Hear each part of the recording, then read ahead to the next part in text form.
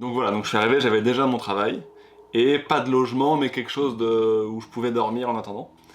Oui, même au niveau des logements, ça allait parce que j'ai beaucoup changé de logement avant de trouver celui où je suis maintenant. J'avais resté les 2 premiers mois dans un Airbnb. C'était pas la chambre rêvée comme j'avais dans ma tête. Donc ma petite rêveuse a diminué ses standards. C'était vraiment difficile pour moi parce que j'étais quand même en train de m'établir ici. J'ai trouvé que c'était compliqué parce qu'il y a 2 ans, il n'y avait pas beaucoup d'annonces. Donc je me suis demandé vraiment comment j'allais faire parce que mon arrivée était imminente.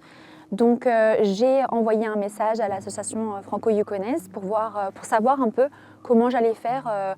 Et en fait, tout simplement, ils m'ont dit de poster en fait, sur certains groupes du Yukon. Ça arrive plus souvent de trouver un logement quand on poste une annonce en tant que chercheur de logement et que les propriétaires nous cataloguent nous plutôt que dans l'autre sens.